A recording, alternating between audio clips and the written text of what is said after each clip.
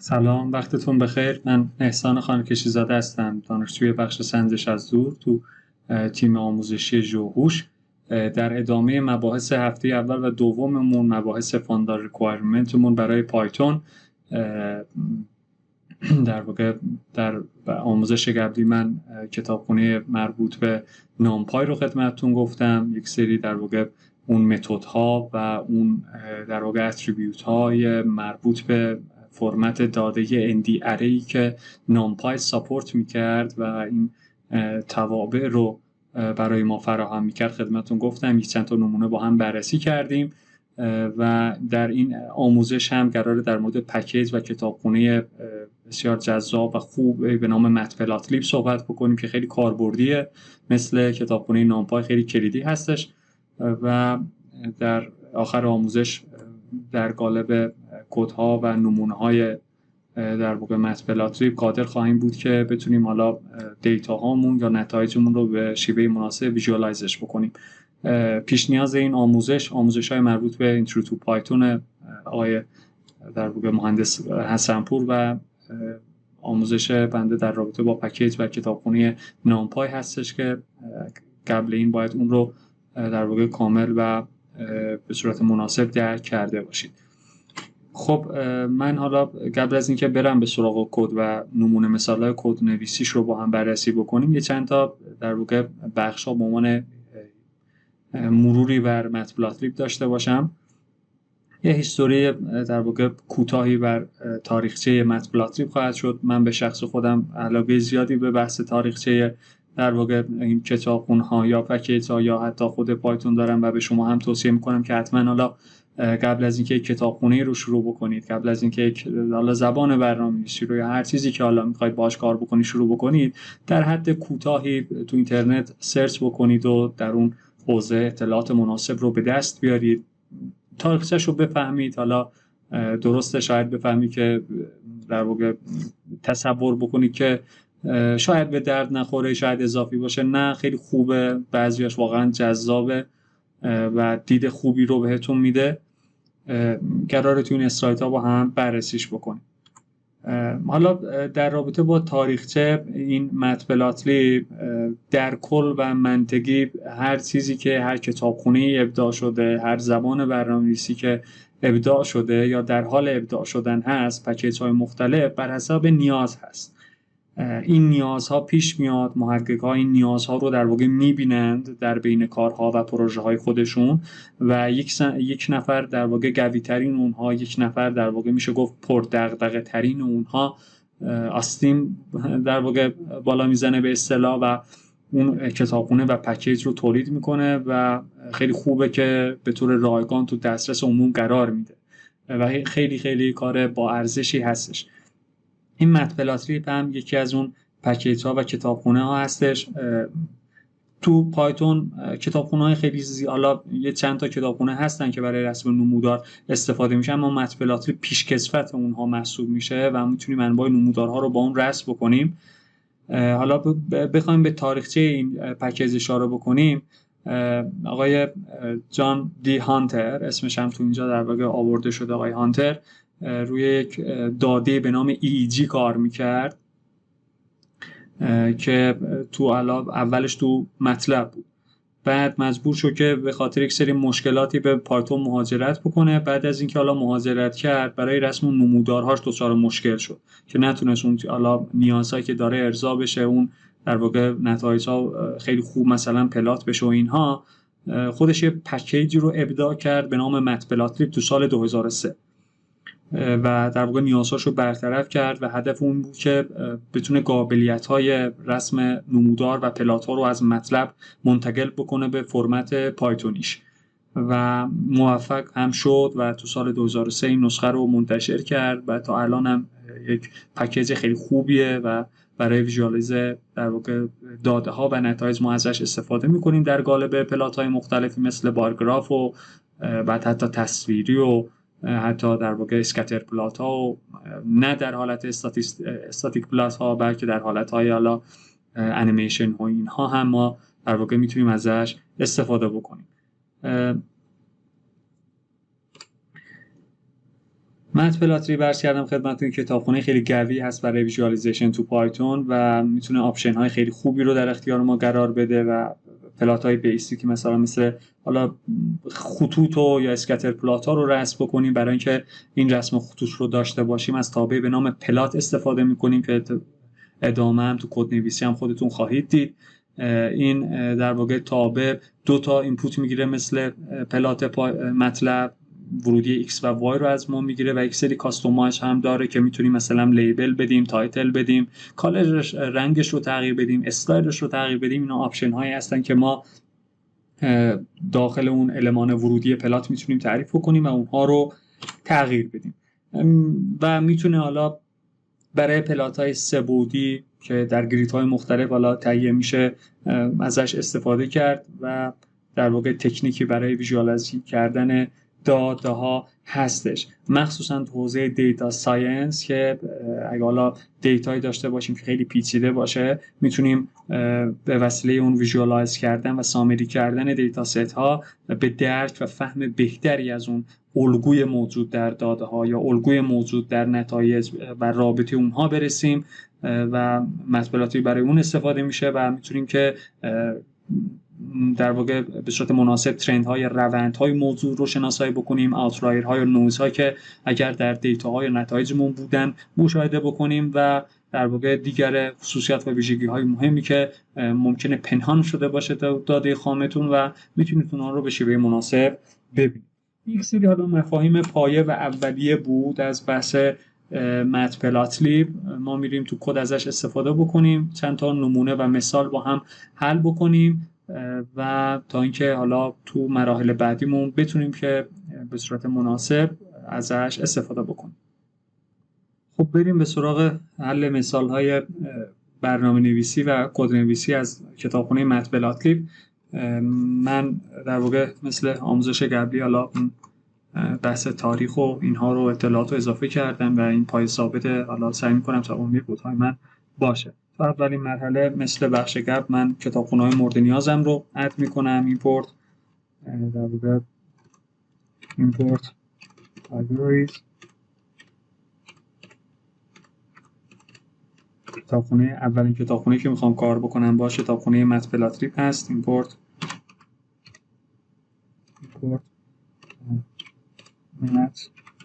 متپلاتلی از ماژول پایپلاتش ما استفاده میکنیم. حالا با ماژول‌های دیگر زیاد سرکار نداریم، بس به اینکه حالا نیازمون باشه بریم استفاده بکنیم.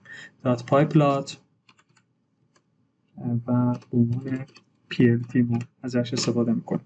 این در واقع واژه‌ها و کلمات هم به صورت حالا عرف و رایج بین برنامه‌نویسان مختلف تو این زمینه، حالا هر کس مثلا میتونه با نام دیگه هم سیوش بکنه، استفاده بکنه، کوتاهش بکنه. مثلا نامپای رو همیشه با NP ما استفاده میکنیم تو کد هامون، یا مثلا متپلاتلی رو با پایپلات رو با PLT اختصارش میکنیم تا بتونیم به شیوه مناسب تو کد ها ازش استفاده بکنیم. حالا متپلاتلی هم مثل نامپای اگه تو سیستمتون نصب نداشتید یا ارور داشتید موقع در واقع اضافه کردن، میتونید به شیوهی که خدمتتون گفتم تو آموزش قبلی به 3 طریق تو اینجا یا در واقع پیپ اینستال بکنید یا تو محیط CMD یا آناکوندا پرامپت نصب بکنید یا هم تو آناکوندا نویگیتور تو انوایرمنتی که ایجاد کردید اون کتابخونه متپلاتلی یا نامپای رو اضافه بکنید تا بتونید ادش بکنید به محیط کاریتون.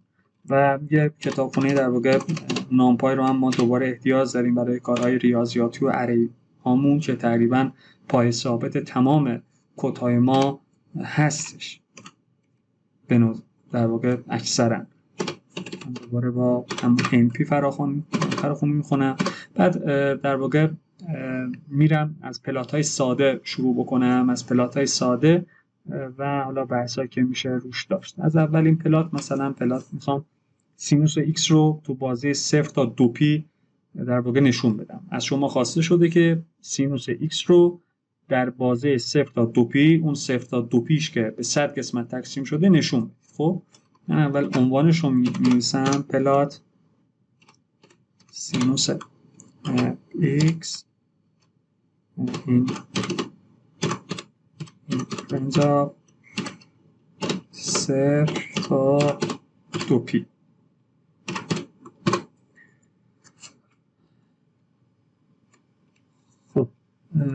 حالا من قبلا باید متغیرهامون رو تعریف بکنم. x و y هم رو x رو میگم از بازه 0 تا 2p باشه که 100 قسمت تقسیم شده باشه. اگه خاطرتون باشه این کار رو با نامپای با کدوم کتابخونه میتونستیم انجام بدیم که بهش تعداد رو مشخص بکنیم و اون رنج رو طبقه بندی در واقع تقسیم بکنه با نامپای دات لاین سپیس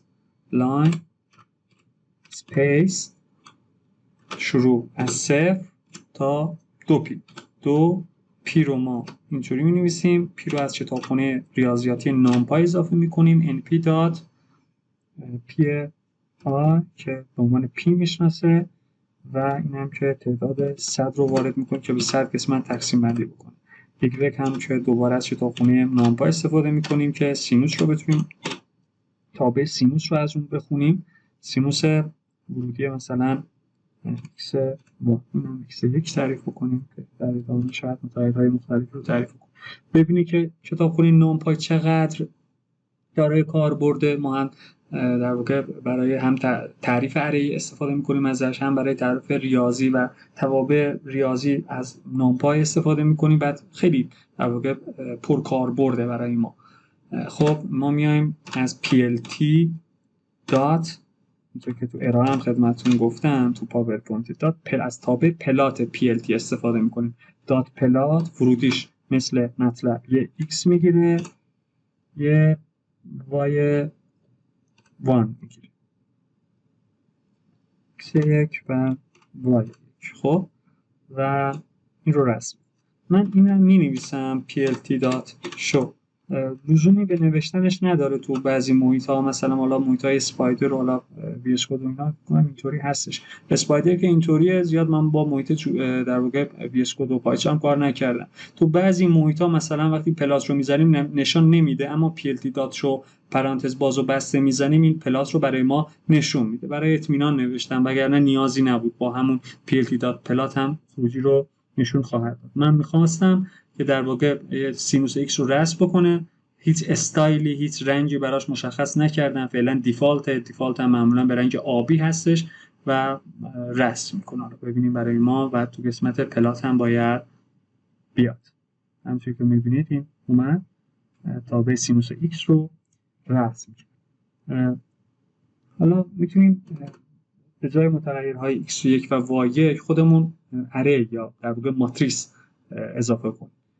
بعد من یه عنوانی بنویسم که ورودیمون ورودی ماتریسی باشه. پلات اره، دوباره یه متغیر به نام x2 تولید میکنم. خواستم اره تولید بکنم اگه خاطرتون باشه نامپای دات اره پرانتز باز روشه مثلا چند تا اعداد، مثال 1 2 3 4 5 و مثلا 6 y2 هم در نظر میگیرم همون یه اره نامپای دات اره. حالا اینم میتونیم ممیزی هم در نظر بگیریم 3 - 3 و تعدادش باید تعداد x برابر باشه. ورودی ها 2 مثلا این باشه 2.5 بعد این بشه 4.5 این بشه مثلا 8 یکسان شد 1 2 3 4 و 5 1 2 3 4 5 و 6 درست. خب ما میریم دوباره plt دات پلات x2 و y2 بزنیم رسم شد. plt دات شو هم نیاز نیست. این هم اینطوری نمودار رسم میشه و به اون اره ها که ما میتونیم بهش در واقع تعریف بکنیم. یک حالا یه مسئله، ما اگه ورودی رو فقط y2 تعریف بکنیم مثلا اینطوری آیا این رسم میشه یا نه؟ ارور plt دات مثلا پلات y2 فقط ورودی رو ما y2 تعریف بکنیم آیا میتونه رسم بکنه یا نه؟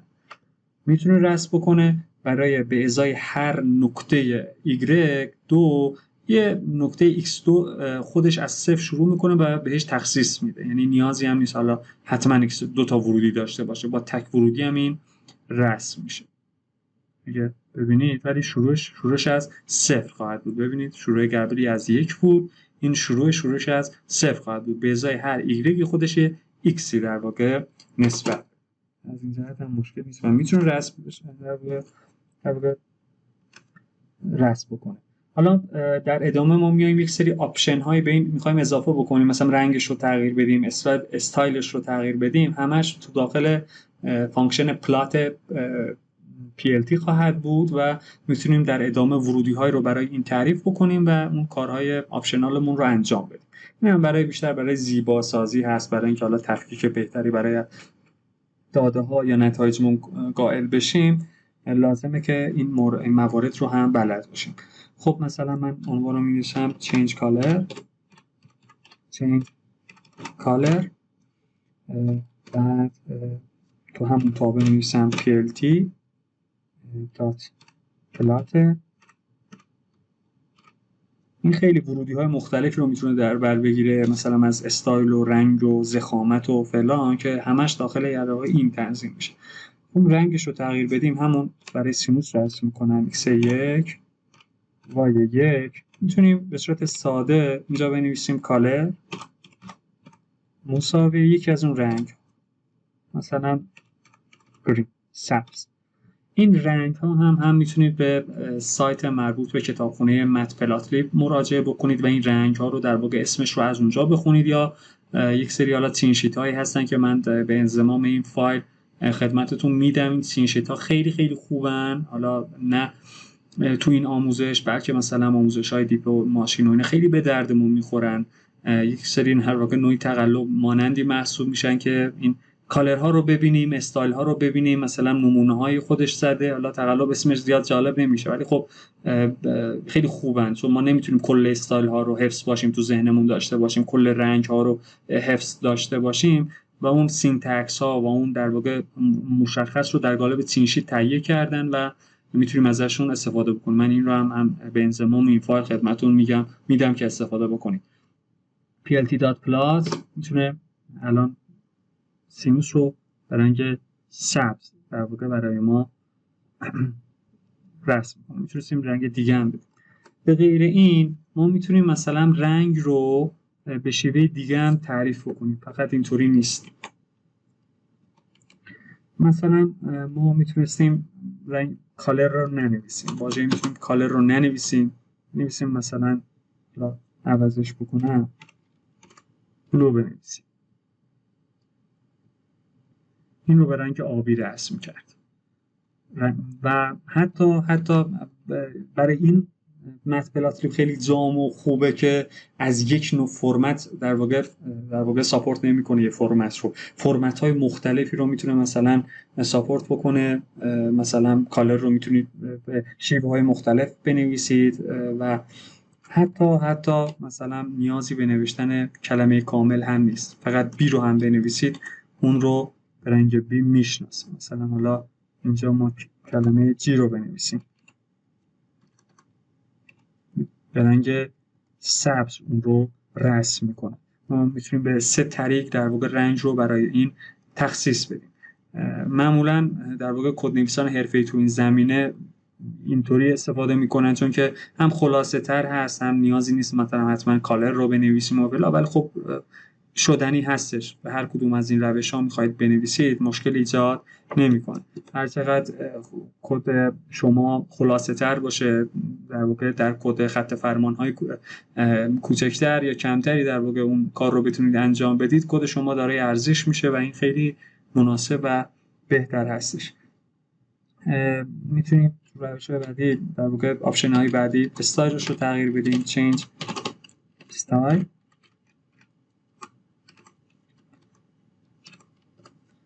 خب در واقع اینم در کنار اینکه کالره میتونید بنویسید مثلا استایل، یه استایل مشخص. اینم که تو این چین شیت ها هستش که میتونید مثلا از کدوم یک از این استایل ها استفاده بکنید. مثلا نوع استایل دش هستش، خط تیره، که میتونید اینطوری بنویسید دش اگه اشتباه نکنم و این رو به صورت خط تیره برای شما در واقع رسم میکنه. این واژه حتما یه دونه لاین خواهد داشت، لاین استایل. بله یه دونه لاین استایل داره که من باید بنویسید لاین استایل. این روفش رو باید درست بنویسید لاین استایل.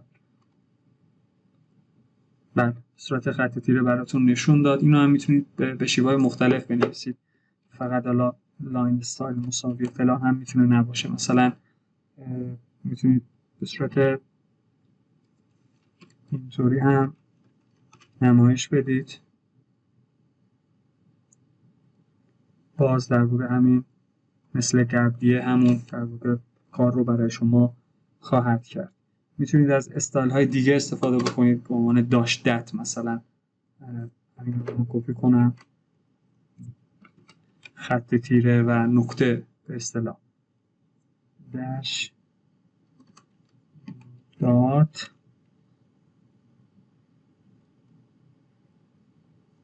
ببینید این کلا در واقع خط تیره بود. این خط تیره نقطه هم داره و این هم استایلش هم میتونید داشتت رو به این صورت تعریفش بکنید.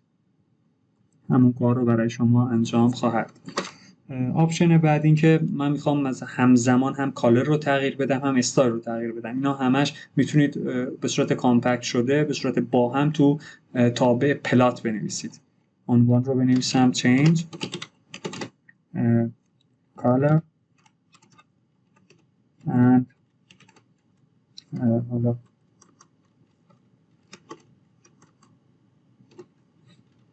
style.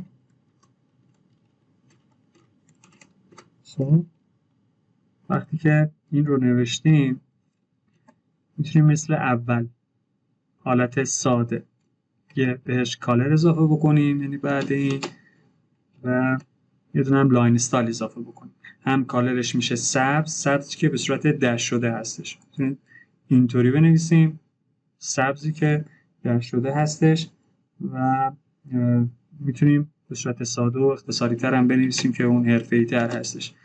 میتونیم یعنی کامل با هم بنویسیم. حتی میتونیم در واقع این کالرها رو هم نذاریم، یعنی هم بشه ساده، این بشه مثلا تغییرش بدیم، مثلا این بشه B، این بشه مثلا اختصاریش اینطوری.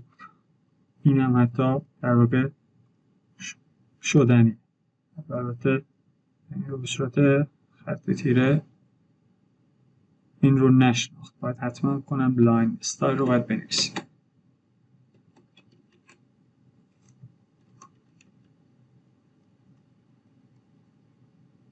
بله میتونستیم مثلا این رو بلو یا گرین رو مثلا خلاصه بکنیم. یک راه ساده هم هستش، راه‌های مختلفی رو هم خدمتتون میگم که شما هر کدوم که خواستید حالا میتونید استفاده بکنید. مثلا ما هر دوش رو ادغام بکنیم به هم، مثلا رد بذاریم و دو تا خط تیر. این رنگش رده، فرمتش هم مثلا دش هستش. مشکلش که کس یادم رفت. بله یا مثلا همین رنگش بلو باشه با داش دات به اصطلاح نشون. یعنی این کار هم شدنی، هم رنگ و استایل رو با هم در واقع تغییر. ما وقتی که حالا این نمودارها رو رسم می‌کنیم، پایتون به صورت پیش‌فرض این محدوده یا لیمیتیشن x و y رو مشخص میکنه. حالا تو بعضی کار معمولا هم نیازی نمیشه، چون خودش فیت میکنه و x و y رو در میاره، یعنی محدوده هاشو. اگه تو کاربردهای خواستید این محدوده ها رو در واقع لیمیتش بکنید، محدود بکنید، این امکان براتون فراهمه. میتونید مثلا عنوان بنویسیم لیمیت limit of the مثلا x and by access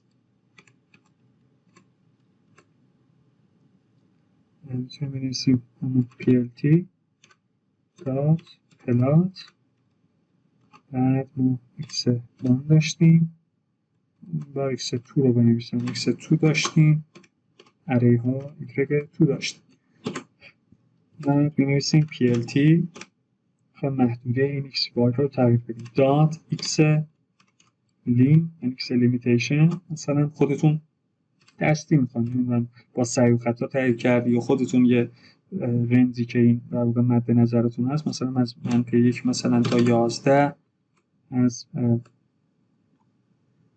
plt dot y لیمش هم باشه مثلا از منهای 1.5 تا 1.5 به این صورت مثلا محدوده ها تغییر میکنه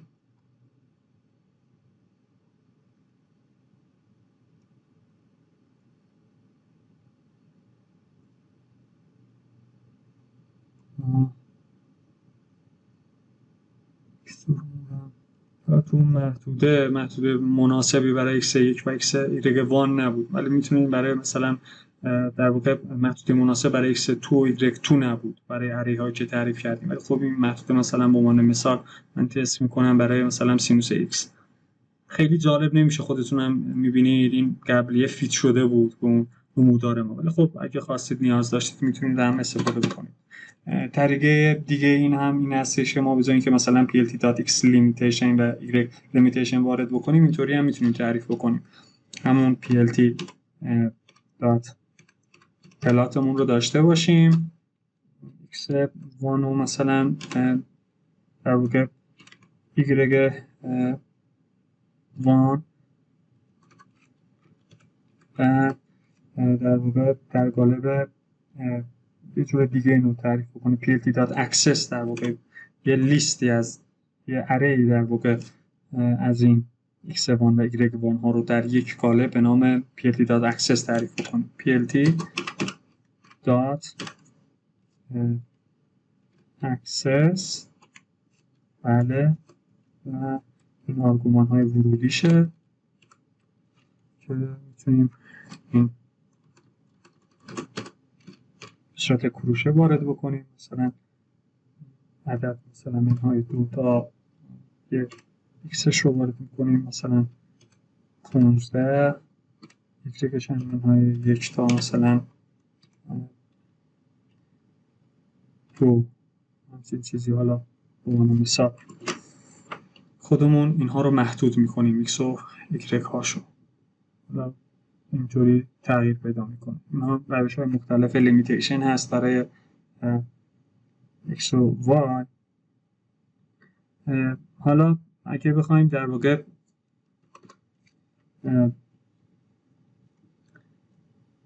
تایتل به این اضافه بکنیم مثلا add title and مثلا label x and y label میخوایم یه تایتل و لیبل های x و y به این اختصاص بدیم در واقع همون که پای ثابت ما هستش plt.plot x و y1 حالا مثلا رنگش هم اینجا میگم که رد باشه بعد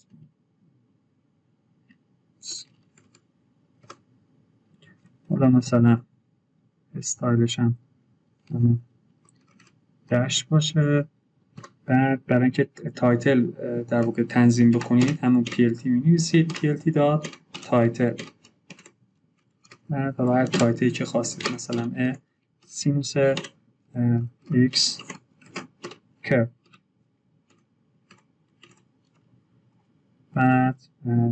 بعد تایتل plt.x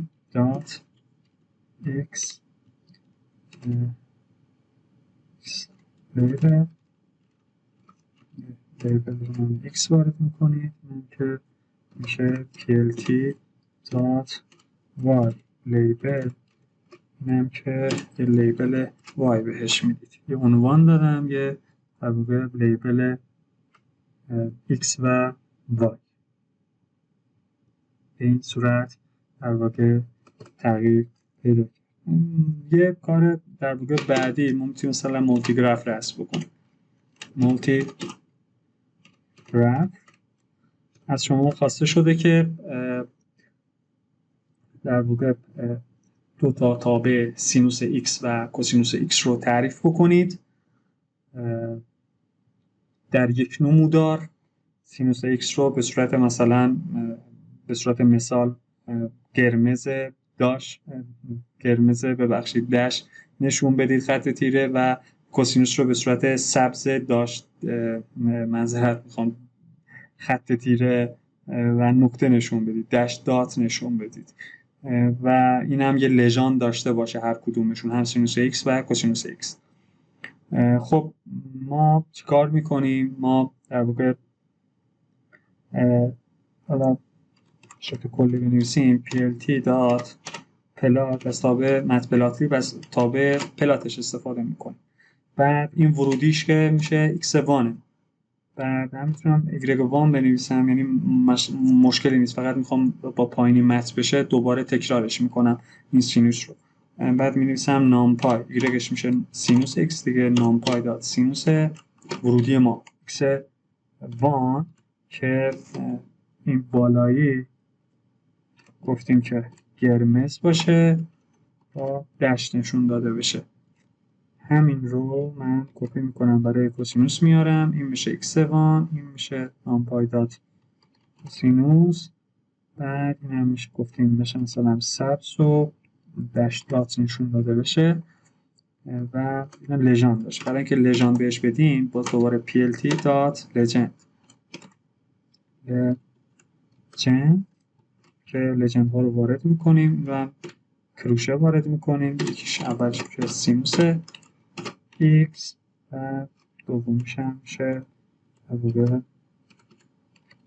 کوسینوس x. برای ترتیب لژاند ها هم بر اساس ترتیب پلات ها خواهد بود. کوسینوس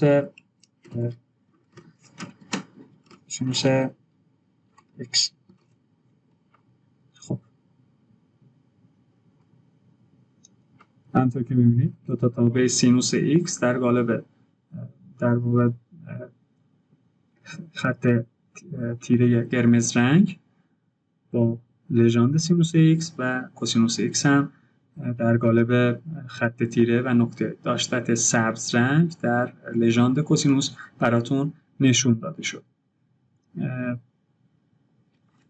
و این هم از مولتی گراف. میتونید مارکرها رو تغییر بدید، مارکرهای مختلف، مثلا به عنوان مثال change marker، مثلا همین رو بیاریم برای سینوس امتحان بکنیم. خب پلات ورودی های خیلی در واقع متفاوتی میتونه بگیره، ضخامت و مارکر و اینا. حالا مهمترینش رو با هم بررسی میکنیم. اسمش رو مینویسید، مثلا مارکر، میتونید اینطوری بنویسید مارکر مساویه مثلا دایره باشه، دایره رو با اوی کوچیک نشون میدید.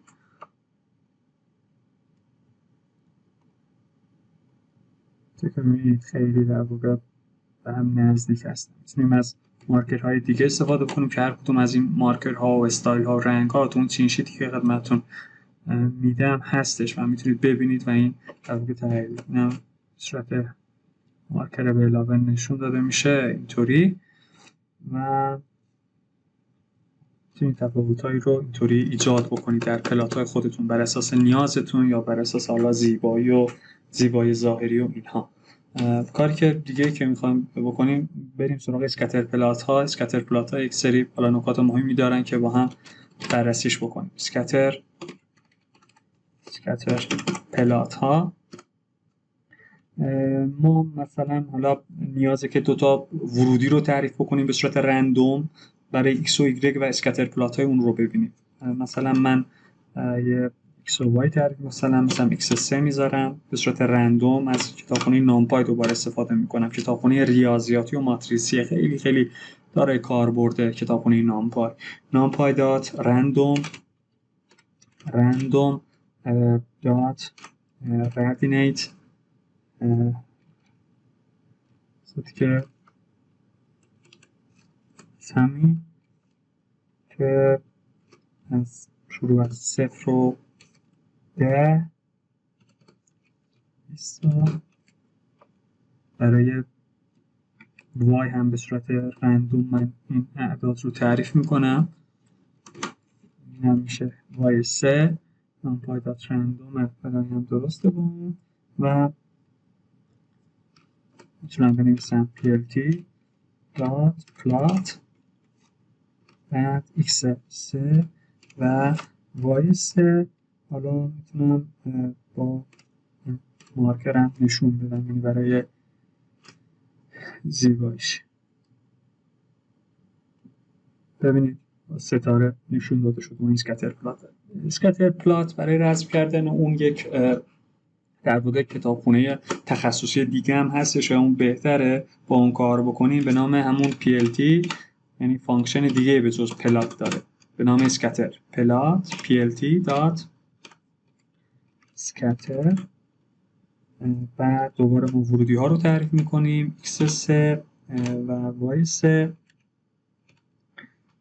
و مثلا مارکرش رو اینجا مشخص میکنیم. مثلا اینجا باید بنویسید که مارکر مثلا با مثلث قرمز رنگ میخوایم نمایش شده بشه. مارکر مساوی مثلث رو با این نماد نشون میدم. بعد برای اینکه رنگش رو مشخص بکنیم دیگه مثل پلات و اینا نمیتونیم بنویسیم حالا جی آر یا مثلا کالر مساوی فلان، این با حروف کوچکه. سی مساوی مثلا نمیشیم ر. همین پلات رو با مثلث‌های قرمز رنگ نشون میده. در که میبینید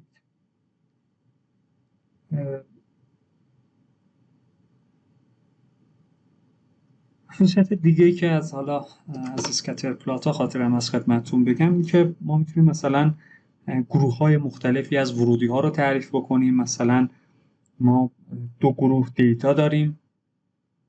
حالا اینطوری فرض بکنیم که ما رفتیم مختصات برداشت کردیم، هر نقطه یه x داره یه y داره. این هر نقطه هم 2 تا لیبل داره، یا لیبلشون 1 یا لیبلشون 2، یعنی 2 گروه دیتا داریم.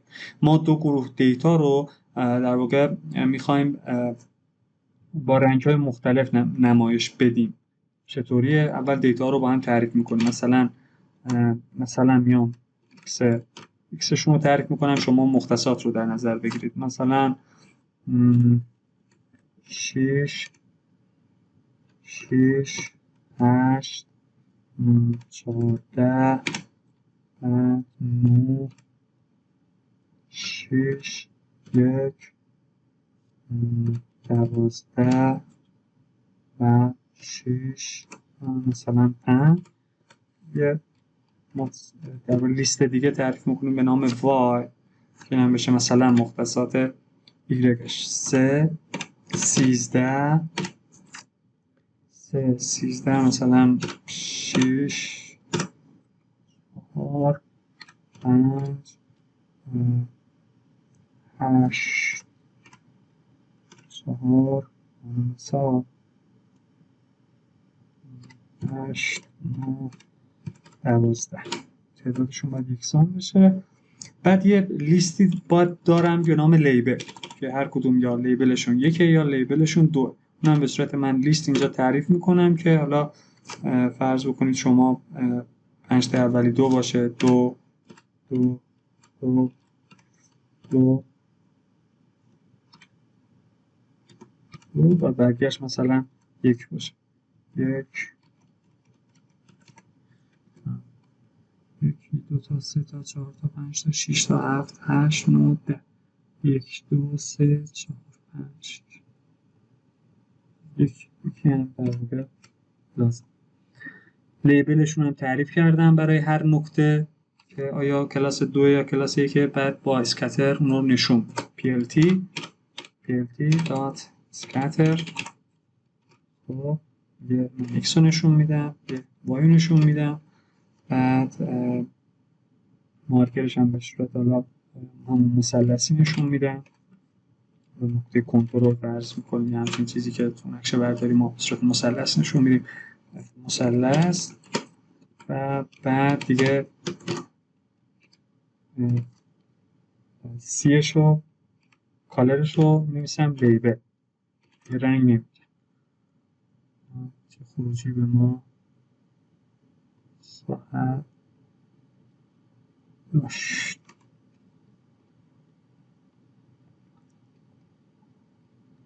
بله، اومد دو تا گروه از مجموعه دیتا رو هر کدوم یک رنگ بهش اختصاص داد. حالا مثلا ما میتونستیم لیبل سوم هم بهش اضافه بکنیم و اون رو مثلا به یه رنگ دیگه نشون بدیم. این رو هم مثلا ما میایم اینجا یا این کارو بکنیم که اینو بنویسیم مثلا لیبل 2، بعد این مثلا این بشه 3، یعنی یه گروه لیبل سومی هم به این اضافه شد. بعد اینا میخوایم به رنگ دیگه نشون بده. ما اینو میتونستیم سی مپ تعریف بکنیم. سی مپ هم مخفف شده کالر مپ هست که مجموع رنگ‌های مختلفی رو داره برای گروه‌های مختلف که دوباره اسمش هم میتونیم سرچ بکنیم و اون چین شیت ها اینا هستش و به عنوان ورودی میتونیم تنظیم بکنیم.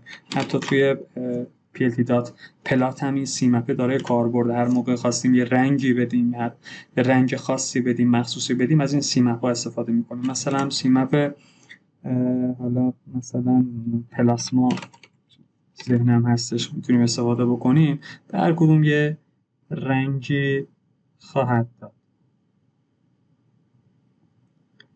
این رو که چون خاطر هم رفته بنویسم لیبل مساوی سی کالرش مساوی لیبل 2 باید باشه.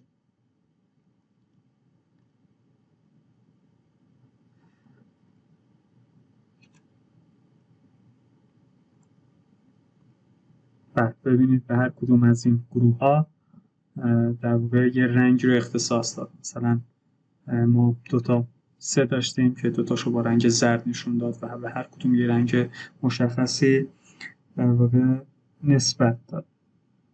به غیر اینا در واقع اسکاتر پلات ها جالبه. و حالا یه چیز هم هست، ما میتونیم مثلا اندازهاش رو تغییر بدیم. مثلا اون 2 تای اولی رو مثلا 2 تا زرد ها رو بیاد اندازهشون رو مثلا بزرگتر از اینها رسم بکنه، یه نیاز داریم دیگه، این هم میشه انجام داد. این رو یه در واقع لیست جدیدی به نام سایز تعریف میکنم و مثلا اینجا میدم مثلا 200، 2 تای اولی 200 باشه، مثلا بقیه‌اش بشه به نسبت 50، 50 50 50 50 یه دونه نیازه.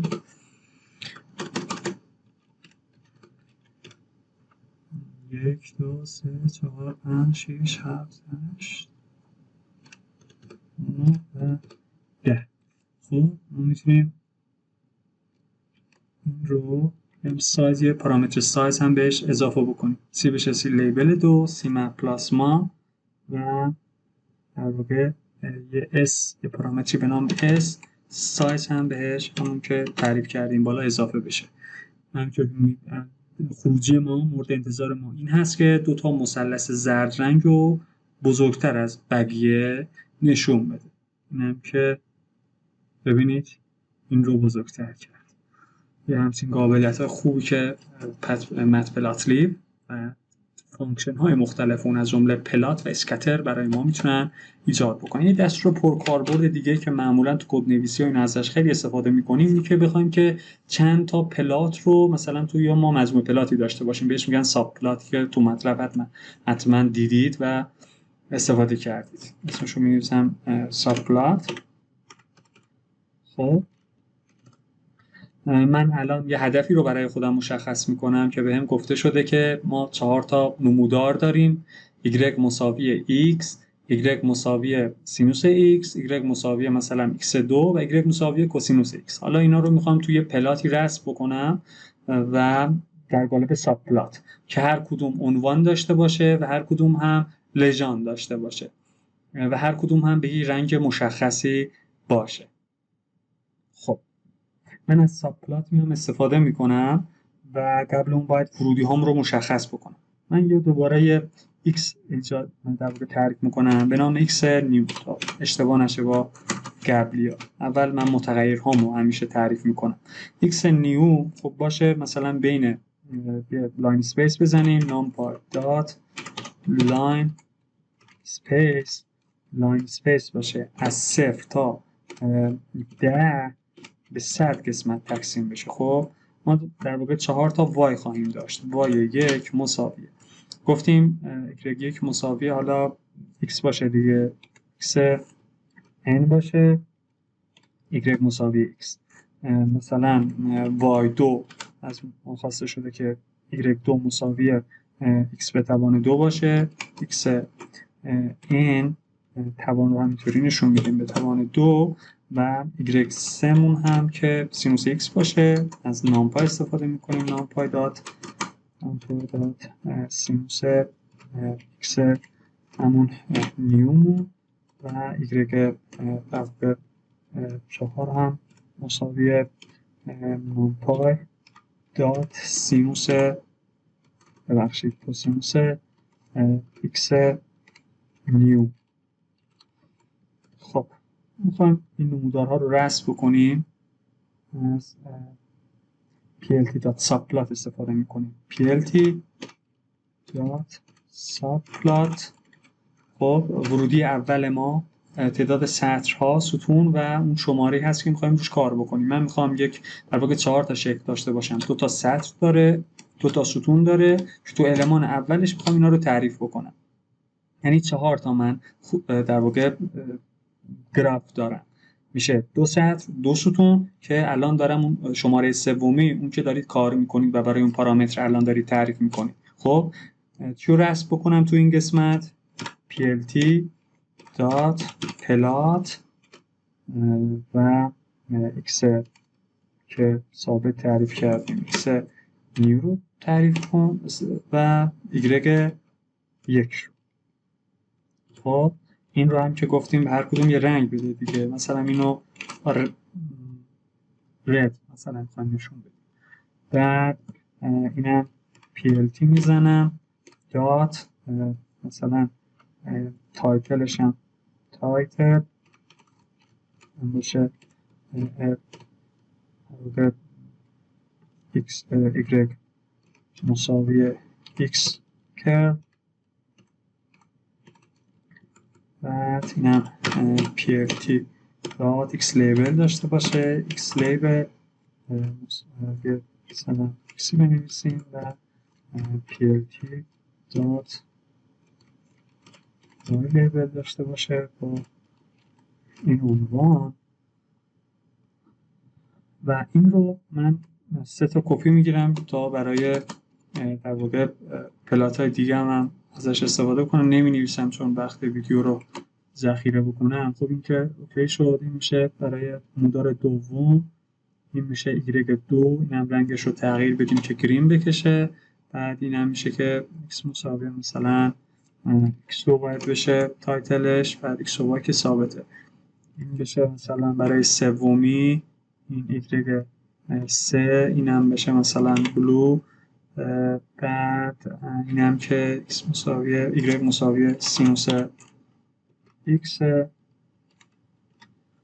بعد اینم که برای چهارمی y4 اینم که با یلو مثلا نشون داده بشه. اینم بشه y مساوی کوسینوس x و اینم تایتلش ثابته. الان y4 رو اینجا الان درست. خب الان واقعا انتظارمون از این ساب پلات این هست که ما 4 تا شکل داشته باشیم به صورت در واقع 2 سطر و 2 ستون که هر در اولی ما نمودار y مساوی x رو شاهد باشیم با رنگ قرمز بکشه. این تایتل ها و لیبل ها مشخص باشه. تو نمودار دومی y مساوی x2 نشون داده بشه، x به توان 2 نشون داده بشه با در واقع با این لیبل ها و رنگ سبز و نمودارهای بعدی هم سینوس x و کوسینوس x رو نشون بده در رنگ های آبی و زرد. ببینیم که آیا این خواهد شد یا نه. لاین اسپیس رو دچار مشکل هستیم و این ای رو اضافه گذاشتیم.